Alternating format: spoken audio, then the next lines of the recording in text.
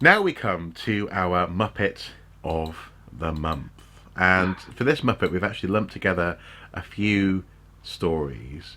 But I think probably our named Muppet um, is going to have to be Caprice Arnold from Tunbridge Wells, a British 21-year-old student who, well, either did or did not.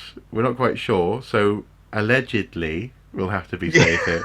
Allegedly, the uh, Italian authorities would differ, but yes, yes, yeah, chiselled off and stole 20 floor tiles at Pompeii. She has vowed to clear her name and insisted that she was only inspecting them.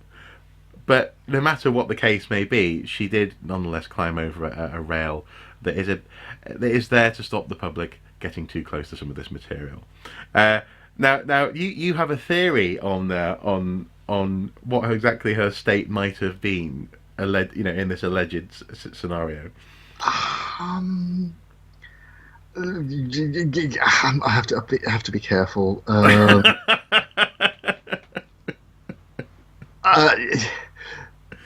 it was her birthday, Yeah. and she'd probably been having a really good time visiting Pompeii, Uh-huh. and so naturally, the first thing that anybody does when they're in Pompeii is climb over a guardrail and start chiseling up bits of the town Oh, of to take course, home. of course, Yeah, naturally, naturally. oh god, after all, the Brits abroad in the 18th century on the Grand Tour will bring back far bigger bits of Pompeii and other Roman sites. Oh yes, So yeah. I mean, these blooming spore sports in Italy trying to prevent honest tourists from just taking a simple souvenir home. I I know, mean, and yeah, and who hasn't wanted to do that? Just to break up part of a Roman town for their personal collection, while out on a birthday jolly, indeed. exactly. Now, there's a wonderful. Now, sadly, we've had to share another Daily Fail article in this, and unfortunately, we could only really find the Daily Mail article covering this story. But they've chosen the most bizarre image of a mosaic to demonstrate what a mosaic is in their. Yeah, it looks like somebody's bathroom. Yeah. It's yeah. Well, Well, it says yeah. here, geometric mosaic in the ancient Roman city of Pompeii. Yes. So I guess that must be from Pompeii, but I don't think these are the tiles that she was. Well, I think the giveaway is the stock image. It's got in brackets. Yeah, Shutterstock. Yeah, Yeah. that's true. Yeah, yeah. Good point. Good point. Um, a prosecution source has said that the case is highly likely to proceed to court, according to the Sun. Oh, actually, there you go. So we could have quoted the Sun newspaper or the Mail. I mean, the choices here are incredible. And if found, Don't knock the Sun. Upstairs, I have got a copy of the Sun with one of their best headlines ever: "Archaeology, we dig it." oh really? Oh Yeah. wow. Oh, yeah. Okay, cool. Which story was that covering? Oh, it was something to do with Boudica being discovered under King's Cross Station. Something like that. Okay, okay, I see that famous discovery. Yes, yes, Yeah. yes, yes. But nonetheless, if found guilty, Miss Arnold could face a fine or even a prison sentence. After a site manager estimated the damage to be around £2,600. That is not euros. A French tourist was arrested last year after trying to take a backpack full of artifacts from Pompeii. He was given a suspended prison sentence and fined. And in 2016, it was reported that an American cut away marble from the house of the small fountain. Oh, sorry. In 2014, a Canadian tourist returned home with an item she had stolen from Pompeii's amphitheatre during her honeymoon 50 years later.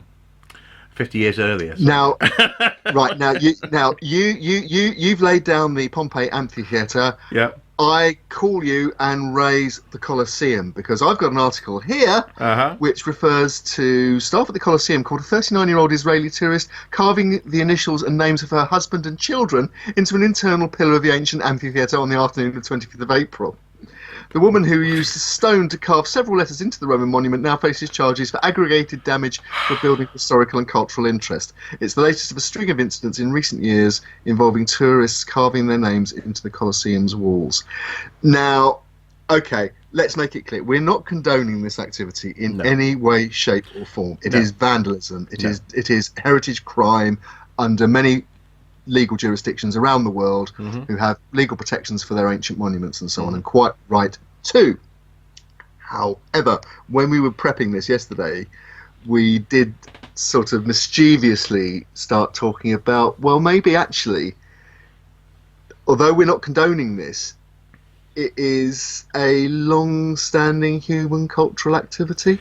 Well, yes, it is. Because so one example I think that came up in our conversation was Maze How on Orkney, where a Neolithic barrow was visited by Vikings many thousands of years after it was built, where they wrote on the wall in runes, and that is now considered to be a part of the monument. It's a crucial part of the story of the monument.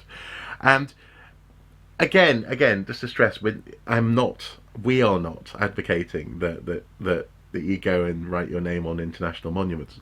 However, it is an interesting symptom, I think, of the modern world to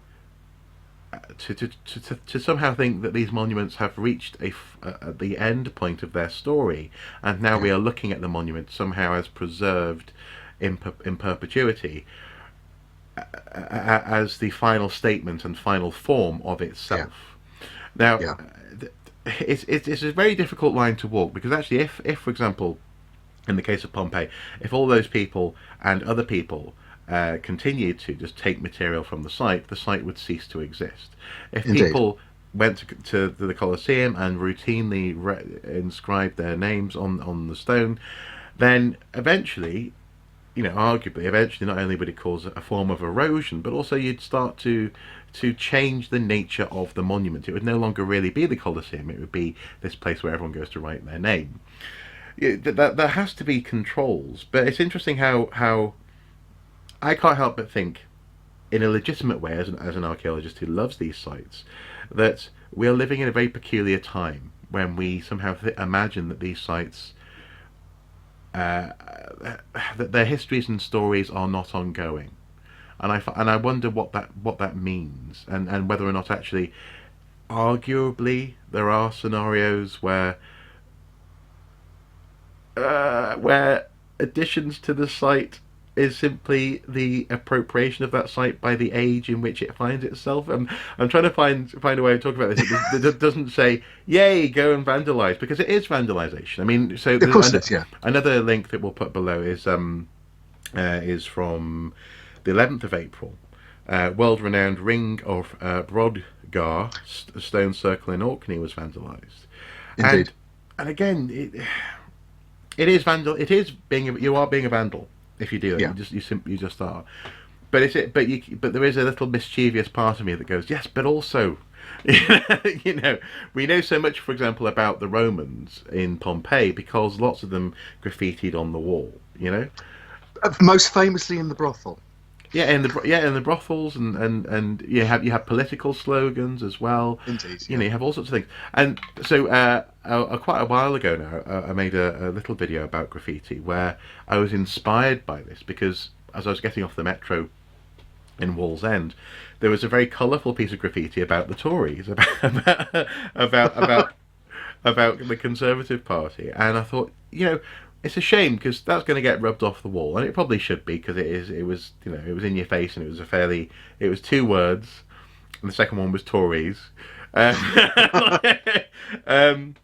Other political parties are available. Yeah, exactly. Yes, you can do what you want to other ones as well. Apparently, but the point is that it tells you something about how this part of the world perceives the Conservative Party, and if we get rid of all of it, some of this sort of day-to-day social record, as it were, is lost undeniably, and it's a fine line, I guess.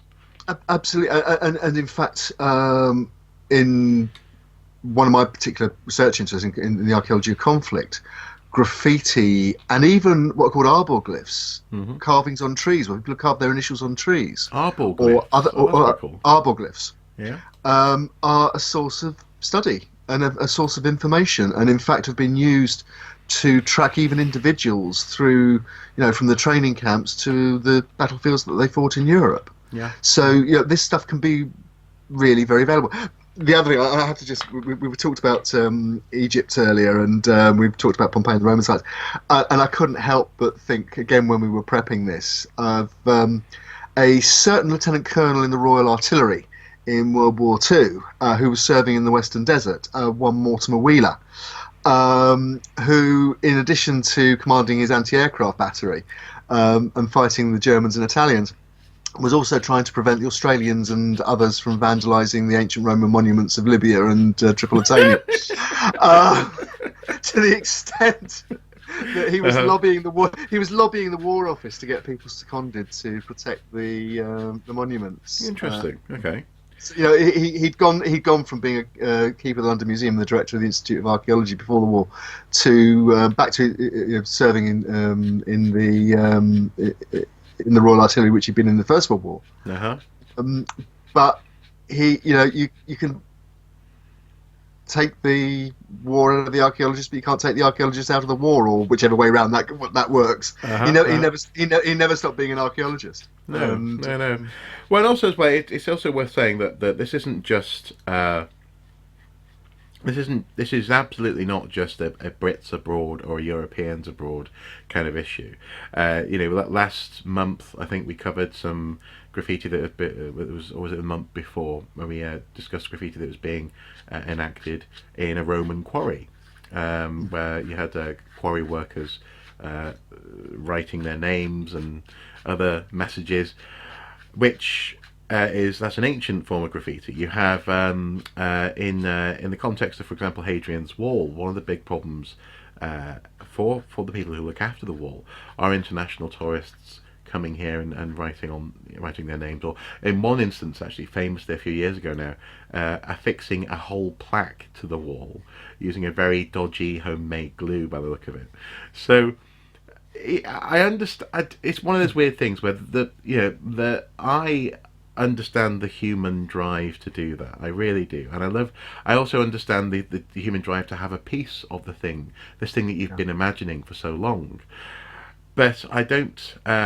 I simply also professionally I cannot condone it. So no, of course we can't. Yeah. But at the same time, I think we have to acknowledge again, it's not something that is peculiar only to archaeological monuments. No. I'm sure.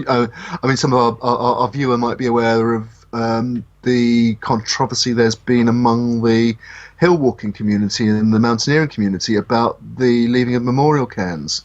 Oh, yeah. At viewpoints and on particular trails and so on, where which some people say is an appropriate memorialisation, and other people say is actually vandalism and spoiling of a natural environment by imposing something on it that wouldn't naturally be there. It's I guess we're territorial creatures.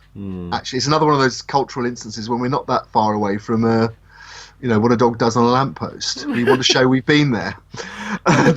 We do. Yeah, we also want to, in that sense, communicate that fact that you've been there, but also as well, I think you're quite right in so much as these are little memorials. If you take something from, or if you leave something at a place, then it definitely acts in that way.